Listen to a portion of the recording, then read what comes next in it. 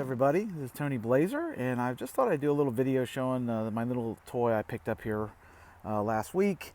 I have always wanted one of these Yamaha Warriors. I test rode one, when they were new back in, I guess, 2002 or 3. At the time I was probably riding my Kawasaki 1200 back then, ZRX.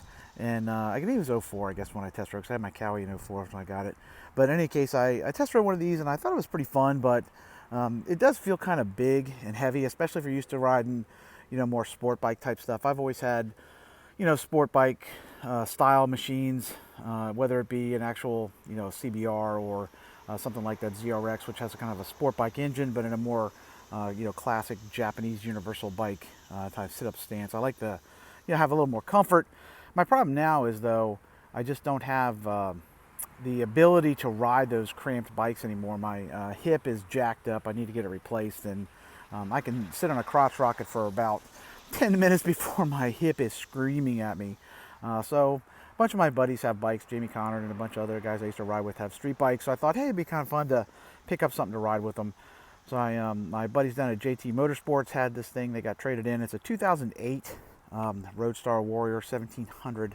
And I always thought these things are cool because they're kind of an interesting combination of sport bike technology and cruiser stuff. I've actually never owned a cruiser before. This is the first one I've ever owned. I always thought these things looked cool. I mean, I love the styling on them. I love the fact that it's unlike Hondas and some of the other Japanese bikes. It's air cooled, more of a traditional kind of Harley style. The bike sounds to me more like a traditional, Detroit cruiser, some Milwaukee kind of type deal, like a Harley. Doesn't quite have that potato sound, but it's closer than like a Honda, which the cadence just always sounds a little bit wrong to me. And I always thought these things were good looking motorcycles. This one here is actually in pretty decent shape. It's an 08. The problem is the guy who had it stored it outside, and there's patina and stuff on it. You see there's a little dent in the tank here. There's a little bit of patina on all the controls. I can't stand these mirrors and these ridiculous grips.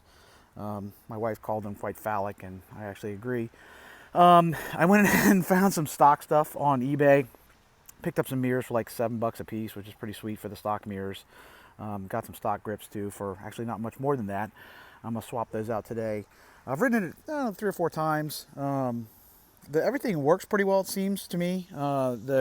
Stuff like, again, from sitting outside, you got corrosion on the line, so I'll probably replace all that stuff too.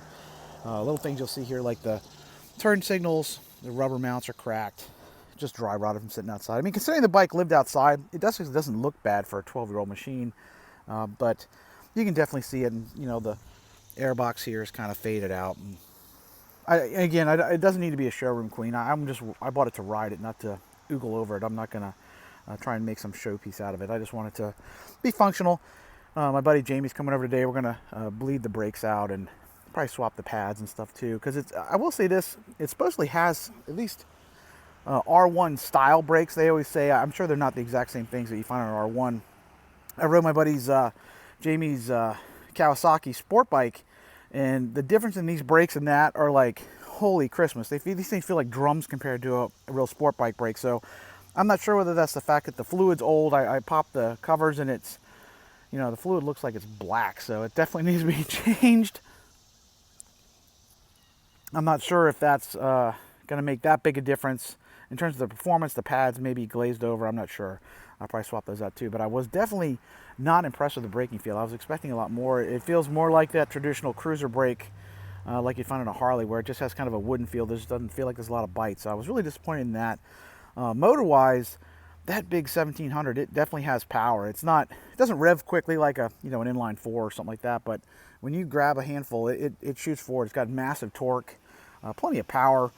The comfort, the nice thing I like about it is because of the forward controls, my hip doesn't scream at me after 5 minutes, so I can actually ride it for a little bit. It definitely takes some getting used to, though. It feels so big and heavy and long compared to traditional sport bike. It's definitely a different kind of experience, but I've always ridden more like the sport bike style, so it's just a very different feel. Guys who are used to cruisers, I'm sure, would have a little easier time adapting to it. It's just going to take me a while to get used to it, but overall the thing is cool. It sounds great. Let's see if it's fired up here. It's got some nice Vance & Hines exhaust on it. Let's see if it'll fire up.